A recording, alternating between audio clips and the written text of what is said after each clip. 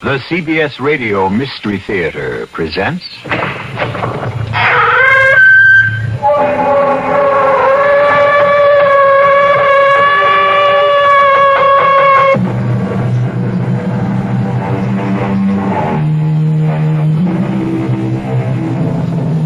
Come in. Welcome. I'm E.G. Marshall. The act of trust seems to get short shrift from the poets, the philosophers, and even the prophets. An early American sage warns us to trust everybody but cut the cards. The book tells us, put not your trust in princes. Very well and very good, but you have to trust somebody. Can anyone go all the way through this life without trusting another human being?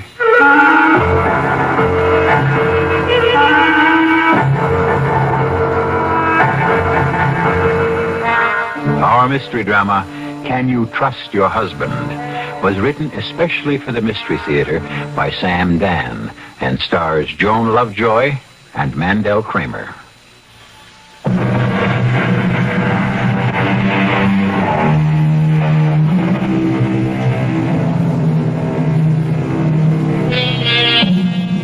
Somehow, love seems to have become the province of the young. Ask almost anyone to name two people who were deeply in love, and the answer almost automatically is Romeo and Juliet. Well, let's face it, Romeo and Juliet were a couple of teenagers who only knew each other for a brief interval. They conveniently died before they would have to weather the storms of marriage and responsibility. The lovers of record should be Philemon and Baucis, or Darby and Joan. Couples who lived with each other and put up with each other for 50 and 60 years. That, dear friends, is love. All this is by way of introduction to the Mallards, Ted and Myra, married 25 years. And as far as we know, there's never been an argument or even a harsh word. It's all been one long, beautiful honeymoon, as far as we know. Let our story begin late one autumn evening as the doorbell rings in their comfortable, well-appointed apartment. Just a minute. You'll have to wait, Ted. Next time, carry your keys. Oh, Bert. Did I wake you, Myra? No, I never can sleep while Ted's awake. Come on in. Thanks. Ted isn't home yet. I guess his plane was late. Why, yes, it was. Oh, I knew it. But... But what? Well, Well, something's wrong. well, Bert, what are you trying to tell me? well, whatever it is, I guess I'm not doing a very good job of it. It's Ted. Yes, it's about Ted. Something's happened to him. The plane. Oh, now, Myra, just a minute. I've been listening to the radio all night. I haven't heard anything about a plane. No, it isn't the plane. Then what is it? The plane landed more than 3 hours ago. Bert, tell me what's happened to Ted. Well, I'm trying to. It's not easy. You know where he is? He's in jail. Jail? Why? What for? I said it's not easy. I'm not sure. He was arrested as he came through customs. Tell me why. Well, I suppose for smuggling. Smuggling? Oh, that's impossible. It has to be a mistake. Oh, I'm sure of it. We have to get hold of Arthur Kremen. I already did. Or doesn't he practice that kind of law? He'll get someone else if he can't handle it. Handle what? Well, all I know is Ted called me, and they allowed them one phone call. Please, Bert, get to it. Well, he said, Bert, I'm being accused of smuggling. Call Arthur and then tell Myra.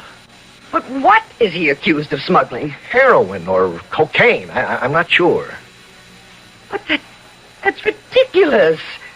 How could Ted possibly be involved in anything like that? They found it in his attaché case. But it's all a mistake. A terrible mistake. Or else it's a joke. A very bad joke.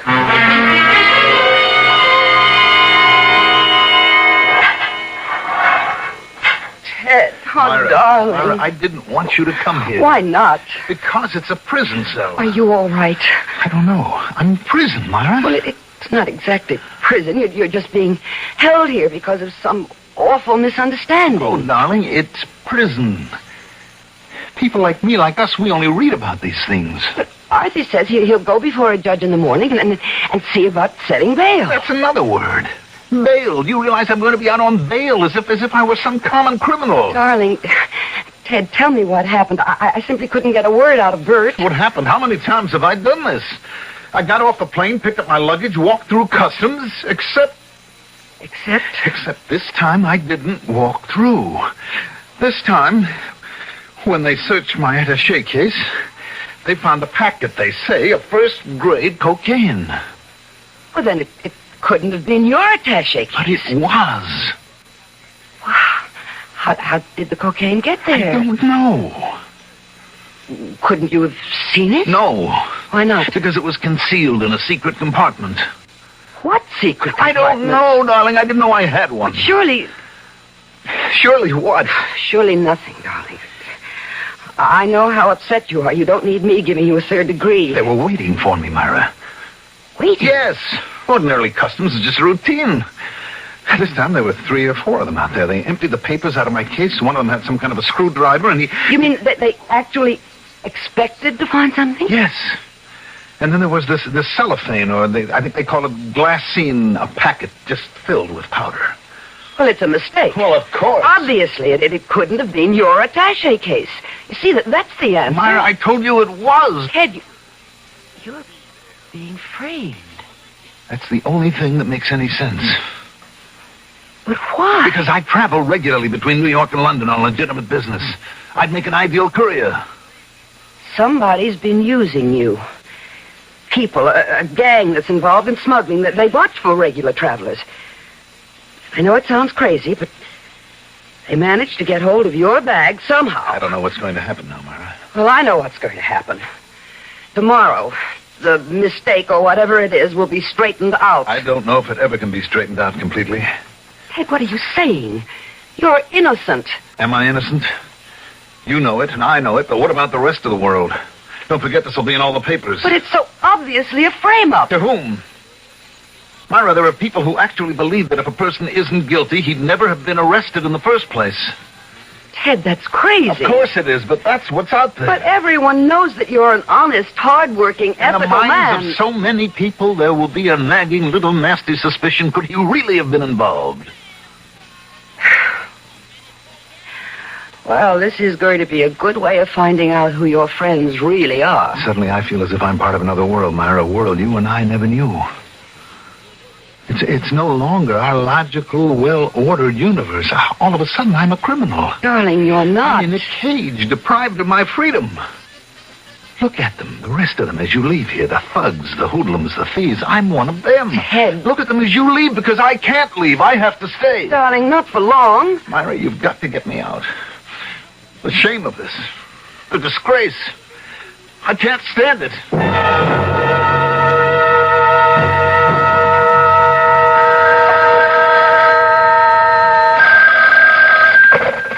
Hello? Myra, Bert, where are you? courthouse. Was Arthur able to get bail set? Well, that's what I'm calling you. Bert, please, just tell me. There's a problem, Myra, and Arthur's going to be tied up with it, so he asked me to call you. Bert, will you please tell me? Well, it looks like Arthur can't get bail. What do you mean he can't get bail? Well, It's the law. A person is entitled to bail. he is and he isn't.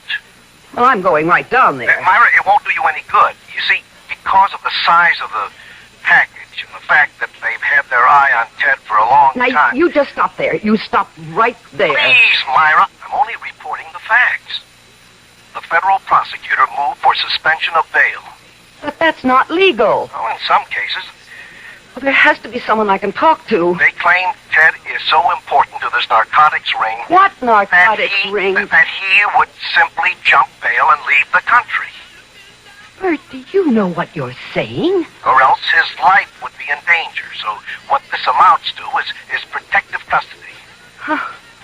And Arthur, our fine attorney Arthur, to whom we pay a fortune every year as a retainer, is just standing there and taking it. Now, Myra, you must be fair to Arthur. Be fair to Arthur. Arthur's fighting it. He's filing an appeal. He's going to a higher court, but it has to take time. time? Oh, a couple of days, a week. Bert, I have to hang up now. Now, you just relax, Myra. Everyone's doing their absolute best. I'll talk to you soon. Okay, goodbye. All right.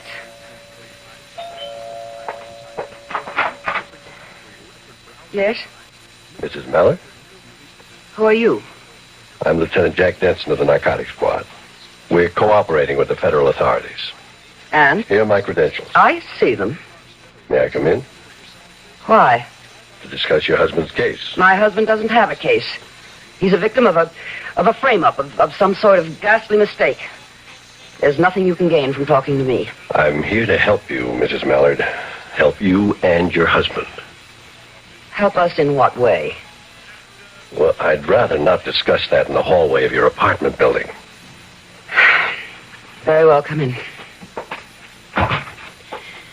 The only way you can help us is to clear up this terrible mistake and get Ted out of that jail. What makes you think it's a mistake? What makes me... My husband is innocent. What makes you think so? I'm going to have to ask you to leave this house. First, answer my question. What makes you think your husband is innocent? The fact that you love him? Of course I love him. Has that become a crime? Your entire attitude toward your husband is based on the fact that you love him. And love happens to be blind. Please, spare me your dime store philosophy. You don't live with a man for 25 years without getting to know him. Ours was no ordinary marriage, or maybe it was. Maybe all marriages are the same. I wouldn't know.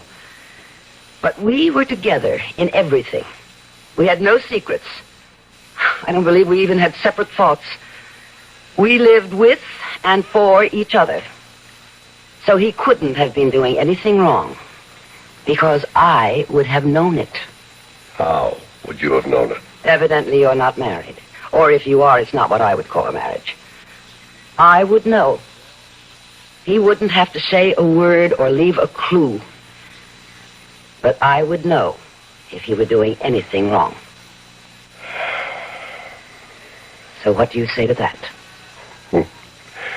I wish I knew what to say, Mrs. Mallard. I wish I knew how to say what I have to say. Then please, stop beating around the bush. You're a fine woman, Mrs. Mallard. I'm in no mood for flattery, Lieutenant. Say what you have to say and get out. I'm sorry I'm forced to tell you this, but your husband, whom you love, and with whom you're so close, has been leading a double life.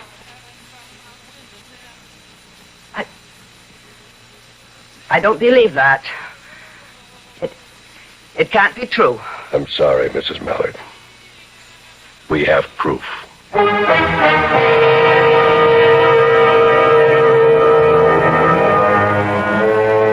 are parts of the world where it never rains. The bright golden sun shines in a deep blue sky, and all is beautiful and cheerful and gay. And after a while, you accept it as something that will last forever. But as the song says, into each life some rain must fall. And when it does, those who have never known what it is to be drenched usually suffer the most. I shall return shortly with Act 2.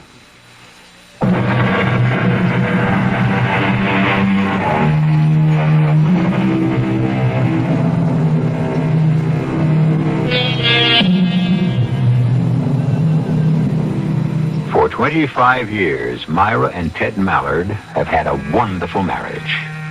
Myra and Ted could communicate without speaking, read each other's thoughts, share each other's feelings. Well, possibly this hasn't been completely so. For here is Myra being confronted with the charge that Ted has been living a complete life away from her. A life that is of interest to the police. I challenge you to present your proof, Lieutenant. We've been watching Ted for a long time. He makes regular trips. He makes regular trips to London on legitimate business. Of course. Ted had an opportunity to open a branch office in London, and he goes there to supervise. And it's an excellent cover. Cover? His presence is necessary. According to the annual report of your husband's company, that London operation is losing money. Ted has faith in it. But you can excuse our being skeptical. And what right do you have to arrest a man on skepticism? None at all, but it goes deeper. I'm not interested. I can see the nature of your so-called proof. I want you to help your husband. Why should you care? By helping him, you help us. Mrs. Mallard, he won't talk. What does he have to talk about? Everything. Who his associates are, where they buy the drugs, where and to whom they sell, who is protecting them. But... Please, let me finish. You must convince him to talk. If he remains silent, he'll spend the rest of his life in jail. But he hasn't done anything. Please, Mrs. Mallard, we're beyond all that. Now, you must convince him to cooperate. That way he can get a substantial reduction in his sentence. What sentence? He'll be tried and he'll be sentenced. We have proof. You keep saying you have proof.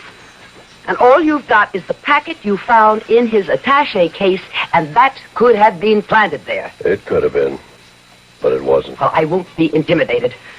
If we have to fight, we'll fight. Ted is 47 years old. He has a spotless reputation. He's never done anything wrong. The jury will simply refuse to believe that he could be a member of a dope ring. Did you ever hear of a woman named Jenny Saunders? Jenny Saunders? I don't believe so. I'll do some things that are not exactly in the book. If you promise to say nothing, I'll take you to her apartment. Well, why would I want to go there? Because the two of you have something in common.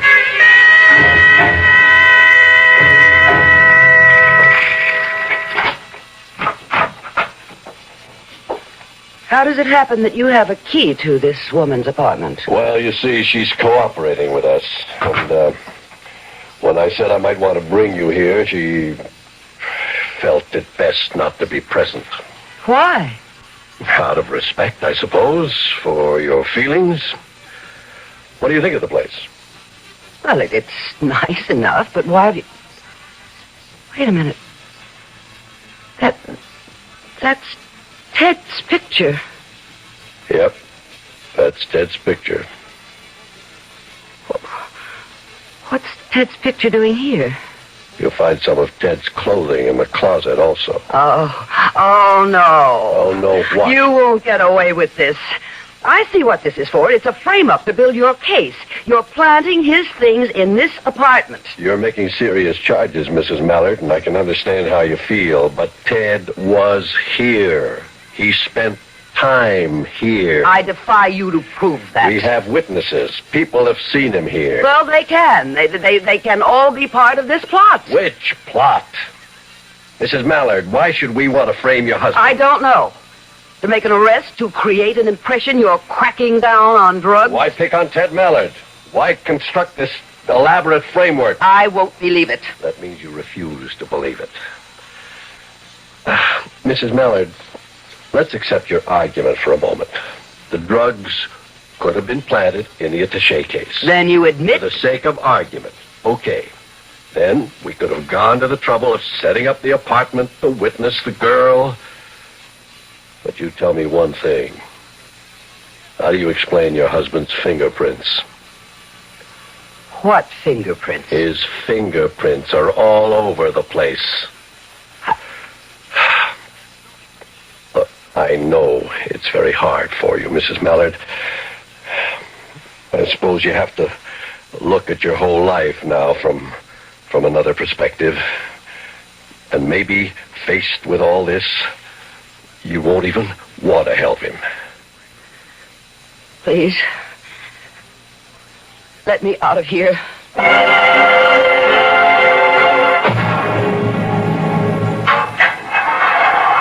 Myra, where were you? I thought you'd be here earlier. Arthur hasn't been able to do a thing. Now, should we get another lawyer? I can't believe a thing like this could Ted, happen.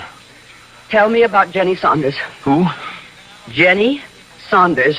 What about Jenny Saunders? That's what I'm asking I you. don't know any Jenny Saunders. You don't? No, of course not. Look, darling, we've got 1,000,001 important things to worry about. You don't know a Jenny Saunders. Myra, is somebody named Jenny Saunders somehow involved in everything that's happening? There's an apartment at 291 Fenimore Place. So, what about it? I was hoping you'd tell me what about it. Myra, what's wrong? Don't say nothing, because I can tell when something's bothering you. I didn't say nothing was wrong. Tell me about 291 Fenimore Place. I never heard of it. The police say they found your fingerprints all over it. Oh, well, I guess they would. Then you do know about I 291 wasn't Fenimore. thinking, darling. I have been there. Let me see. Often? Well, twice to install, and then... Oh, let's see, was it 3 times? Anyway, I installed and then went back for some repairs, I guess, and I guess the police were checking every place that I ever visited. Well, why would you have been to 291 Fenimore? As a favor to Bert. Bert. Yes, he's got a friend. Jenny Saunders. I don't, maybe that's her name. I never saw her. I never saw anyone in the apartment. Well, why did you go there in the first I'm place? telling you, darling, Bert asked me to install one of our special stereos for this good friend of his. You. Don't you have servicemen and technicians There to do were that kind some of thing? new things, and Bert said that it would be a big favor. And that's the only reason you ever went to 291 Fenimore Place? Well, of course. What other reason would I have?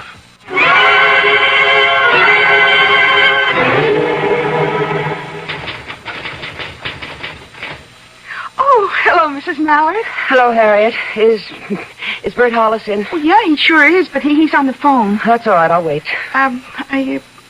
Look, I don't believe it about Mr. Mallard. I mean, well, he's just about the straightest guy there is. Harriet, tell me something. Does the name Jenny Saunders mean anything to you? Say it again, Mrs. Mallard. Jenny Saunders. Does it mean anything? Yeah. What? Well, I don't know. I mean, oh, gosh. Well, who is it? Look, does this ever happen to you? You know you've heard something somewhere, but you can't for the life of you remember when or where. Now this name, Jenny Saunders. Yes? I did hear it. Apropos of what? Apropos of, I can't remember. Oh, please, Harriet, try to recall. No. It doesn't do me any good to try. It's very important. But, I mean, it's all just sloshing around somewhere in my subconscious, and it'll come to the surface when it wants to. Well, you will let me know, won't you, if you should happen to remember? Oh, sure. Oh, Mr. Hollis's light is out now, so he's off the phone. Why don't you just go in? Thank you. Bert. Myra, come in. Sit down. Thank you. Is there something new? I know Arthur's still waiting for the Court of Appeal. Bert, who is Jenny Saunders? Well, I never heard of her. Now, look, I know how long you and Ted have been friends. And, of course, your instinct is to protect him, but Bert... Oh, Bert, I have to know. What do you have to know? If my husband has been having an affair with a woman named Jenny Saunders. Ted? An affair? Oh, no, never. It's impossible. Bert, I looked in the mirror today, and I see that it could be possible. Myra, I know Ted, Please and I listen say to never. me, please. When I think of Ted and me and our marriage, I believe I'm still 20 and he's still 22.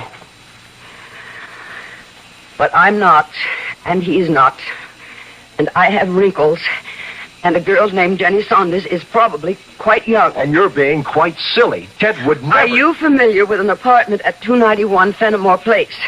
291 Fenimore... No. Should I be? Yes, if you have a friend who lives there.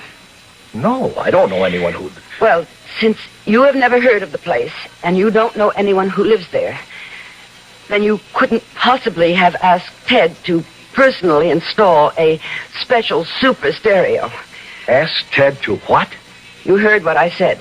Well, I heard it, but I can't believe it. Well, why would I ask Ted? I see. Myra, please. Why did you ask me such a question? What are you driving at? What's happened? I'm not sure. When Ted was arrested at the airport the other night, I thought that was the end of the world. Now I see that may have just been the calm before the storm.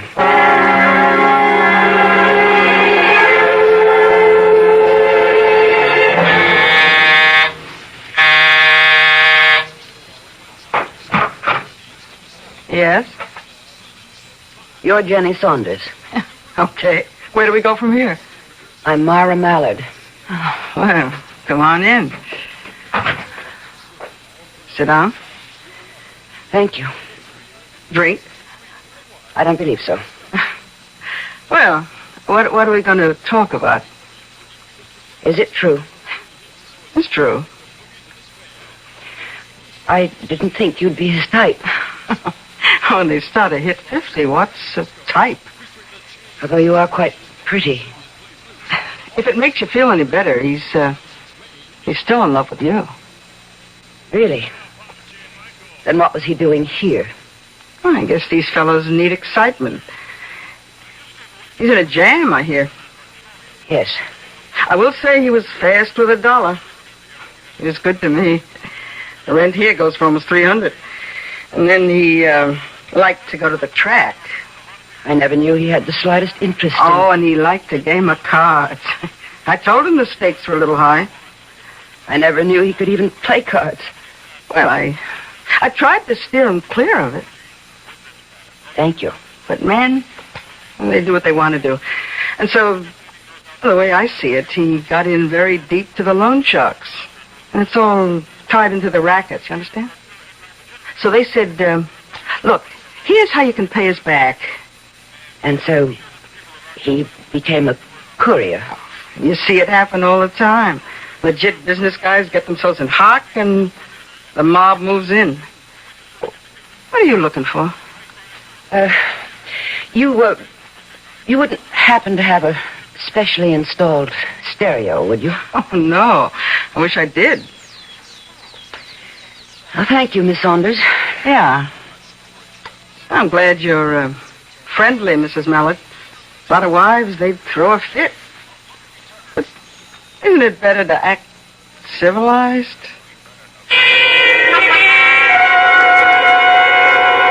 Myra, what are you saying to me?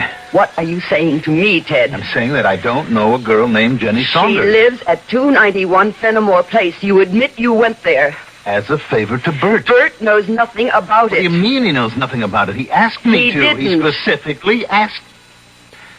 Myra, Bert came into my office a couple of months ago and asked me to do him this favor. But he didn't. Well, ask him. I did ask him. He knows nothing about it. And furthermore, I just had a visit with Jenny Saunders. Myra.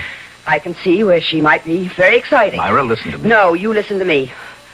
Call Lieutenant Benson. What for? So you can make a deal and be out of here in a few years, or maybe even months. Would you mind telling me what you're talking I'm about? talking about a man who fell in love with a woman half his age. Myra. All right. Let's say he became infatuated. And so he went through all of his money, got into debt, and was offered a way out, an illegal way out, and he was caught. Myra, do you believe this? Yes, Ted, I believe it. I don't see how it's possible not to believe it.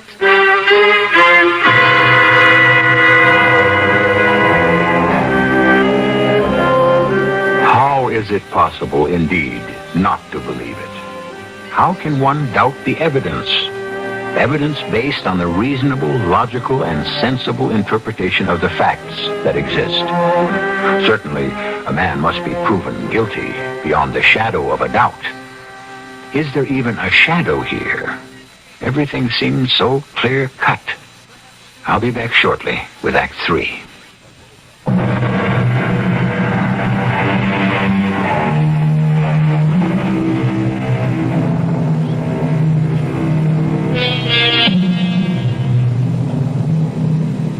Sometimes, if you repeat a story often enough, you'll come to believe it. For instance, for 25 years, Myra Mallard has been telling herself that she has the perfect marriage, a union that was made in heaven, as they say. And perhaps she has been so taken by the idea that she refuses to accept reality.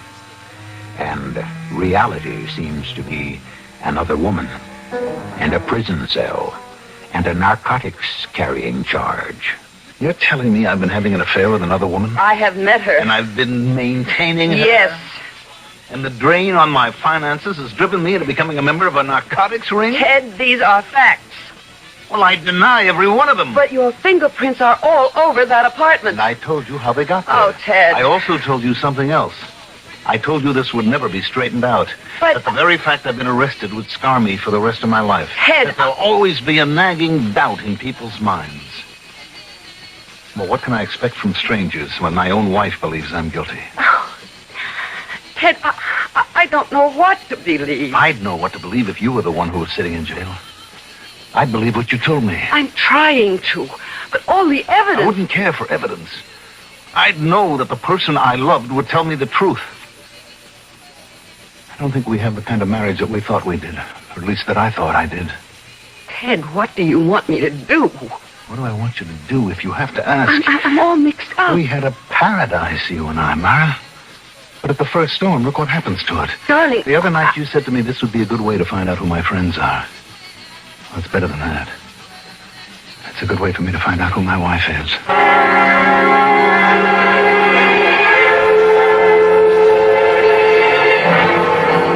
Well, Mrs. Mallard, have you thought it over? Yes, Lieutenant Denson, I have. And have you decided to help your husband? Yes, I'm going to do everything I can. Fine. Then I can expect you to cooperate with us. Oh, I will. That is, if you agree to cooperate with me. Certainly. What would you like me to do? Find the man who's really guilty. Mrs. Mallard, is it possible we are back to ground zero on this thing? We never left it. Ted is innocent. In the face of all the evidence, can you really believe that? Yes, I believe he is innocent. And I believe it because he says so. Ted Mallard cannot lie to me any more than I can lie to him. Mrs. Mallard, I would like you... I know what you'd like. You'd like me to look at the facts. But there are all kinds of facts, Lieutenant. You have yours and I have mine. And what are yours? Mine is the fact that Ted and I are in love. Yes, for a moment I panicked. I was frightened. Mrs. Mallard... It's no good, Lieutenant. I have 25 years supporting me. I know this is a blow to your pride. Let me tell you whom you should investigate. My husband's partner, Bert Hollis. Please, Mrs. Bert Mallard... is lying. He said he didn't ask Ted to install the stereo set at 291 Fenimore. Mrs. Mallard, you can't shift the blame conveniently. Why is Bert lying? That's the crux of the entire case. Bert was not caught with the narcotics. Bert was not maintaining a girl in that apartment. Please, Lieutenant, don't give me facts. Your facts. For once, try something else. Something else? Faith. Believe somebody. Take a person's word. You once said, I was a very fine woman. All right. Would I lie? Isn't it possible that I'm telling the truth? I know you have a case. It's well constructed. But it's wrong. Mrs. Mallard, we know Ted is guilty. And I know Bert is lying, and I'm asking you to find out why. We have no reason to pursue that line of investigation. Perhaps you don't, but I do. And I'm going to pursue it. How? I don't know. What do I know about these kinds of things? But somebody has to help Ted. Must be wonderful to have a wife who simply won't face the facts. Oh, you're wrong, Lieutenant. I'm facing all the facts.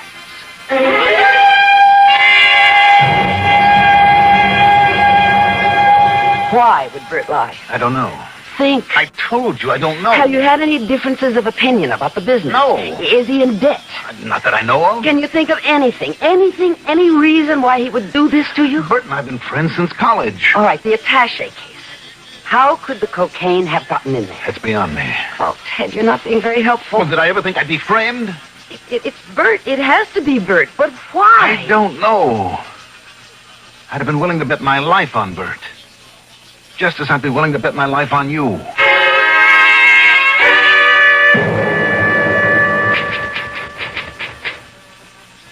Oh, hi, Mrs. Mallard. Hello, Harriet. Anything new with Mr. Mallard?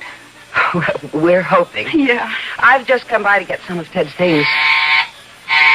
Oh, that's Mr. Hollis's ring. He wants to give me some dictation. Look, if you'll be in Mr. Mallard's office for a few minutes, would you mind mind answering the phone? No, not at all. It's just that when Mr. Hollis dictates, he gets all confused if I have to stop and pick up the phone. Well, I'll be here for a while. Oh, thanks.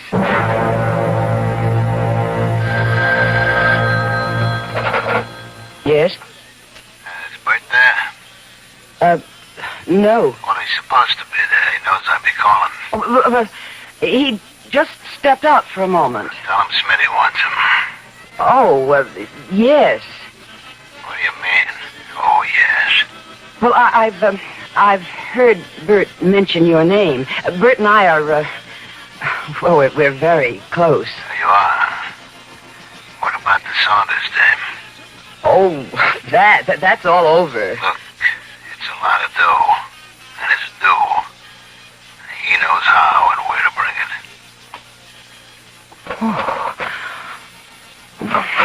it. Myra! Harriet said you were here.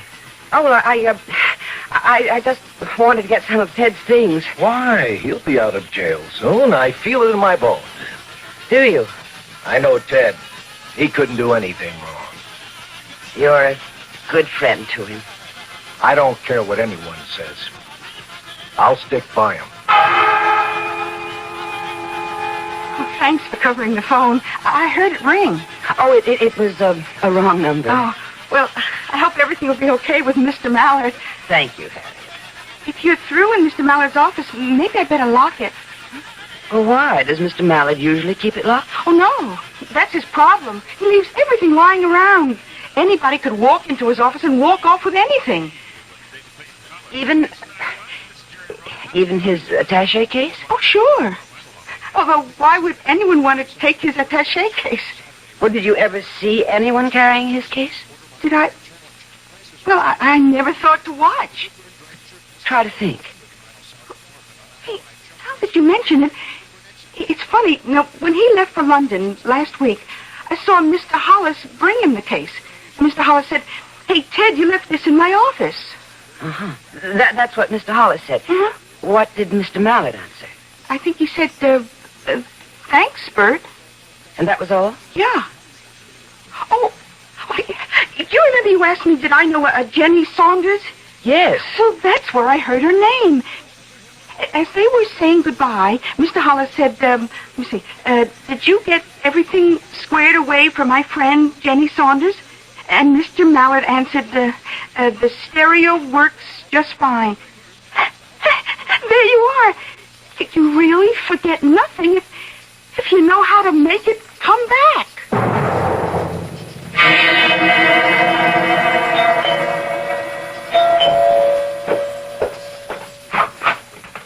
Hello, Bert. I'm on time. You got it? Yeah. Hand it over. I know 50 grand here. I know. Look, the agreement was 10 payments, 50 grand each. 50 is too big a sum to The hide. agreement, pal. I can fix the books for 25 maybe each month, but not for 50. Who cares about the books? That's why we got Mallard out of the way, so you could have an open road. His wife was there today. Why? I don't know why. Maybe she suspects something. Why should she suspect I anything? don't know. I said maybe. Look, you're the one who said all you needed was to get Mallard out of here, and the till would be wide open. Okay, but you have to be cautious. Cautious. The way you drop money on the ponies, the cards, the dames. Look, it'll just take a little bit longer, but I'll pay you fellas back. What's that? I don't know. Nobody's supposed to be here. Well, maybe it's Jenny. How could it be Jenny? I heard you two are quits. Quits? Where did you hear that? Your secretary told me. She doesn't know anything about Jenny. Wait a minute. What are you going to do with that gun? Somebody's in that closet. What are you trying to do, Bert? Set me up? No, I don't. All right, whoever you are, come on out of there. Myra, You know this dame? it's Ted's wife. Hello, Bert. Who's your friend? Myra, I couldn't help myself. So you did frame Ted after all. Please, Myra, you don't understand. It was Jenny. Jenny Saunders. I couldn't keep away from her. All right, we can't hang around here. What are you going to do with her? I don't know. But something will occur to me. Move, sister. Why? What are you going to do to her? She has to disappear. You let her alone. Murder was no part of the deal. Look, Bud, people do what they have to do. I said no. Please, Myra. Myra, if you promise not to... What can she promise? Myra, promise you... Ah, poor Bert. This character makes you betray your friend, loot your company, and now he'll kill you. Shut up, lady. Well, how else can it end? I think we'd better go for a little ride. No, I won't let you do go it. my arm, No, you you nut. put away your... I said let go, Myra. You okay, Mr. Hollis? Me?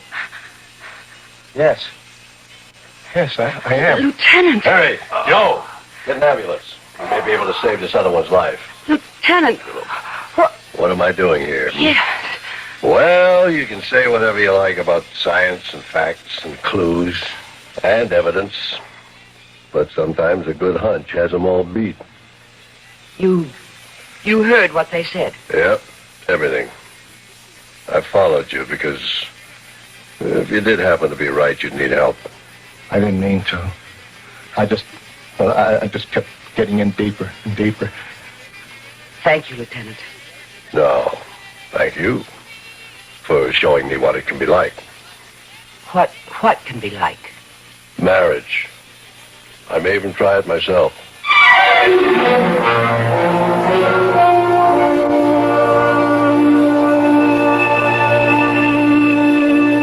And he did. Or so we are told. Well, what is the moral here? You may be sure that faith can overcome any difficulty. And as the Persian poet said, the sweet breath of love can blow away the mightiest mountains. So, you have faith, for I shall return in just a few moments.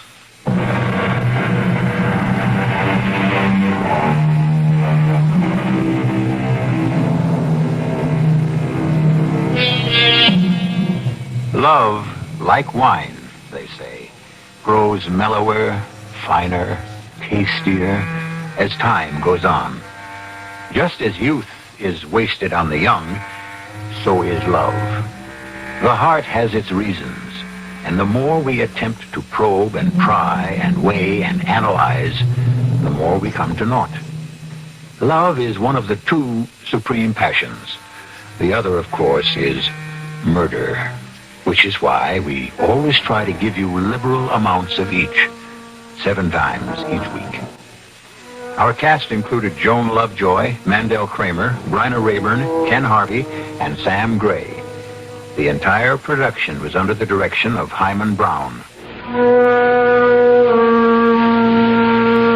This is E.G. Marshall inviting you to return to our Mystery Theater for another adventure in the macabre.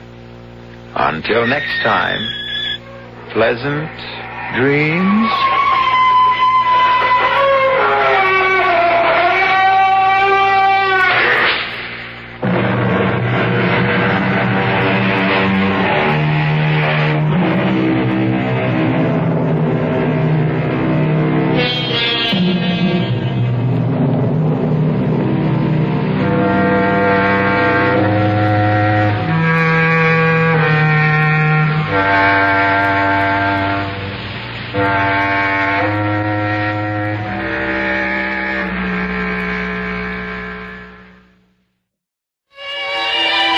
It's the sound of bright and beautiful music.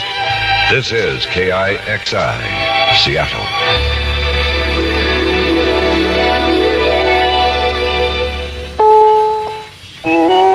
CBS News. The U.S. Senate is working this weekend. Friday night, it approved a measure on unemployment tied to a tax credit bill. This is Doug Poling reporting on the CBS Radio Network. Details on the Senate action from Mariah McLaughlin in Washington. The Senate has passed a bill which would extend unemployment benefits for an additional 13 weeks. Attached to the measure is an amendment which would affect the tax credit on new home purchases. That original measure, passed by the House and Senate, said that the credit would apply only to homes on which construction had started by March 26th. The new measure changes that date to June 19th, thus allowing a larger number of new home purchasers to benefit from the tax credit. The measure must now go to a conference with the already House-passed unemployment compensation bill, which contains no references to the tax credit for new home purchasers. The vote came after the Senate interrupted its seemingly unending debate on the New Hampshire election controversy. But the Senate will take that matter up again in an unusual Saturday session. Mariah McLaughlin, CBS News, Capitol Hill. The House passed and sent to President Ford a bill to continue financing about 310,000 public service jobs. It's a $1.6 billion measure. Without the approval of the funds, the jobs will expire June 30th. House Democrats announced Friday a major effort will be made to override President Ford's veto of a housing bill. Speaker Carl Albert concedes it will be a hard fight. The bill includes incentive payments to home buyers, interest-producing federal subsidies, and protection against foreclosure. More news in a moment. If you ever use a hemorrhoid preparation, you should know this. Vaseline Brands has news. It's Hemorrhoid ointment. Hemorrhoid works fast, helps protect with a proven medical ingredient for soothing occlusion. And Hemorrhoid gives you only this key ingredient, so it gives you more than the leading preparation. Now, at your first sign of pain, burning, and itching, turn to soothing Hemorrhoid. Hemorrhoid from Vaseline Brands. Use only as directed. Hi, everybody. Phil Rizzuto here with a few words for sport fans everywhere. Nightly, Monday through Friday, I bring you Phil Rizzuto on sports over most of these stations. I wrap up the daily events with an action review that includes interviews with players, coaches, and managers, and always give you a preview of what's to come. I also have comments on all phases of the sports world that I know will interest you. Hope you'll listen right here Monday through Friday nights for Phil Rizzuto on sports on most of these CBS radio network stations. President Ford's official organization to go after the Republican presidential nomination is getting underway. Papers were filed Friday for authorization for campaign fundraising and spending. Dean Birch, serving as temporary chairman of the President Ford Committee, says he does not think his man will have much trouble getting the nomination. There are other potential candidates. I'm sure you're all aware of them. Governor Reagan has expressed some interest in becoming a candidate. At this time, I would assume he is the most logical or perhaps credible candidate in the Republican Party, with the exception of the president. I'm inclined to think that the president's strength these past few weeks, and as it will develop in the next weeks, politically as well as from a general public point of view, would at least lead any challenger to reconsider. Birch also said he does not anticipate too much trouble raising campaign funds for the president. Speculation about the murder of reputed Chicago underworld kingpin Sam Giancana is running rampant. The 65-year-old Giancana was shot several times in the head in his Oak Park, Illinois home. Some police sources say they doubt it was a mob rub-out. Others say it might have been, claiming Giancana had fallen into disfavor in underworld circles. There are reports he might have been killed to keep him from talking to a grand jury. The CIA has been mentioned because of an alleged plot involving the spy agency and Giancana to kill Cuba's Fidel Castro. Senator Frank Church, who heads the Senate committee which is probing the Central Intelligence Agency, says protection of committee witnesses may be necessary. Now this. Way back in 1876, it was brewed and aged to deliver a taste, a smoothness, and a drinkability found in no other beer at any price. I'm talking about Budweiser, and nothing's changed. Bud is still brewed with pride to be the king of beers, and every Beechwood-aged taste of Budweiser says so loud and clear. Hear it talking? Anheuser-Busch, St. Louis. Isn't my car ready yet? Look, lady, there's a tune-up and 2 flat tires ahead of you. But my mother's plane is landing in an hour. Tomorrow morning's the best we can do. Tomorrow morning? What's my mother going to do? Simple nervous tension. Simple nervous tension. Now turn it down with Quiet World tablets. The Calmative with pain relievers and 2 gentle relaxants for hours of relief. Take only as directed. Quiet World tablets ease the aches and that tense feeling to help turn down occasional simple nervous tension. An American girl and her Italian boyfriend spent 5 days in jail near Rome after they wandered onto a top-secret NATO base. 21-year-old Patricia Circle of Springfield, Massachusetts, and her boyfriend had walked into a woods in the hills south of Rome looking for seclusion. They set off an alarm system that brought barking dogs, police, and secret agents. The couple was jailed for 5 days. They appeared Friday before a Rome magistrate who decided they had no intention of spying on the NATO base. This is Doug Poling, CBS News.